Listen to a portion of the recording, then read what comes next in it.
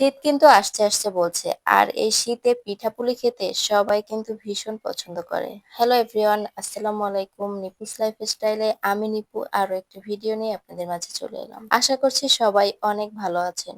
আমিও আমার পরিবার আলহামদুলিল্লাহ অনেক ভালো আছি। নতুন আরেকটি ভিডিও নিয়ে আপনাদের মাঝে চলে এলাম। আশা করছি আজকের ভিডিওটিও সবার কাছে অনেক ভালো লাগবে। আজকে আমি মুগ পাকান পিঠা বানাবো আর এর জন্য কিন্তু পর্যাপ্ত পরিমাণ পানি দিয়ে তার মধ্যে কিছু লবণ অ্যাড করে দিয়েছি আর সাথে কিন্তু গরম মশলাও দিয়েছি। তারপরে কিন্তু আমি ময়দা অ্যাড করে দিয়েছি আর অফ ক্যামেরায় কিন্তু মুগ ডাল আমি ভালোভাবে সিদ্ধ করে নিয়েছি। এই পর্যায়ে কিন্তু আমি মুগ ডাল আর ময়দাটা খুব ভালোভাবে মাখিয়ে নেব। এই ময়দাটা যতটা ভালোভাবে মাখানো হয় পিঠাটা কিন্তু ততটাই সুন্দর হয়, ক্রিস্পি হয়।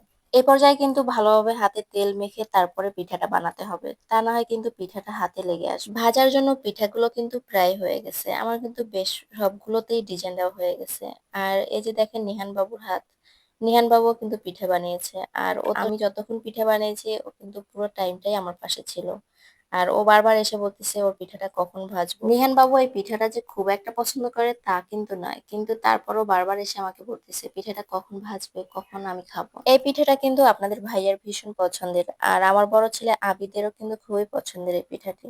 কি একটা যন্ত্রণা বলেন তো, ছোট ছেলেটা পছন্দ করে একটা, বড় ছেলেটা করে আরেকটা। আমার দুই ছেলের দুই রকম রুচি। বড় ছেলের পছন্দ রান্না করলে ছোট ছেলে খায় না আর ছোট ছেলের পছন্দের রান্না করলে বড় ছেলে খায় না। কি একটা যন্ত্রণা বলেন তো। আপনাদের বাচ্চারাও কি এরকম করে? নিহান বাবু কিন্তু পিঠাটা একটু টেস্ট করেও দেখেনি। জানি না কেন, হয়তো ওর কাছে পিঠাটা দেখতে ভালো লাগেনি। যাই হোক, এ পর্যায়ে কিন্তু পিঠাগুলো ভালোভাবে ভেজে নিয়েছি। আর এদিকে কিন্তু আমি পিঠাটার জন্য শিরা বানিয়ে নিচ্ছি। আর এখানে কিন্তু আমি গরুর দুধ দিয়েছি আর সাথে কিন্তু কিছু গরম মসলা এড করে দিয়েছি। এবার কিন্তু শিরাটা ভালো করে জাল করে নিতে হবে। আর আমার কিন্তু পিঠাগুলো ভাজা প্রায় শেষের দিকে। আমি কিন্তু একে একে সবগুলো পিঠে ভেজে নিচ্ছি ভালোভাবে। পিঠাগুলো কিন্তু আমি লো আঁচে খুব সময় নিয়ে ভেজে নিয়েছি। আর এ পর্যায়ে কিন্তু আমার সবগুলো পিঠাই কিন্তু ভাজা শেষ হয়ে গেছে। আর আমার শিরাটাও কিন্তু রেডি হয়ে গেছে। শিরাটা কিন্তু আমি একটু ঠান্ডা করে তারপরে পিঠার মধ্যে দিব। একদম গরম শিরা পিঠায় দিলে কিন্তু পিঠাগুলো একবারে গলে যায়। শিরা দেওয়ার জন্য কিন্তু পিঠাগুলো রেডি করে নিচ্ছি। আর এ পর্যায়ে কিন্তু শিরাগুলো পিঠার মধ্যে দিয়ে দিচ্ছি। আর এভাবে দিয়ে কিন্তু আমি ঢাকনা দিয়ে তারপরে ৫-৬ ঘন্টার জন্য রেস্টে রেখে দিব।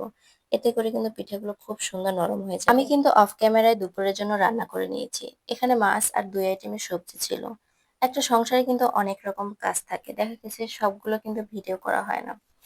তো দুপুরের পর থেকে কিন্তু আর কোনো ভিডিও করা হয়নি। সকালে পর্দাগুলো ধুয়ে কিন্তু ছাদে দিয়েছিলাম। তো ভাবলাম এখন যেহেতু বিকাল হয়ে গেছে আর একটু পরেই কিন্তু মাগরিবের আজান দিয়ে দিবে। তো কাপড়গুলো বাসায় নিয়ে যাই। এগুলোতে ভীষণ ময়লা হয়েছিল। তো এখানে আসার পরে কিন্তু প্রায় ৬-৭ মাস হয়ে গেছে পর্দাগুলো ধোয়া হয়নি। তো ভাবলাম অল্প অল্প করে ধুয়ে ফেলি। কয়েকদিন থেকে কিন্তু বেশ ভালোই বৃষ্টি হচ্ছে। এই রোদ এই বৃষ্টি। তো আজকে কিন্তু বেশ রোদ ছিল। তো ভাবলাম আজকে ধুয়ে ফেলি। আর যেহেতু সামনে শীত চলে আসছে, শীতে কিন্তু এগুলো করা খুবই কষ্টকর হয়ে যাবে। কিছুটা শীতের প্রিপারেশন আরকি। যাই হোক, এদিকে কিন্তু আমার পিঠাটা একদমই রেডি হয়ে গেছে। তো সন্ধ্যা হয়ে গেছে, বাচ্চাকে নাস্তা দিব।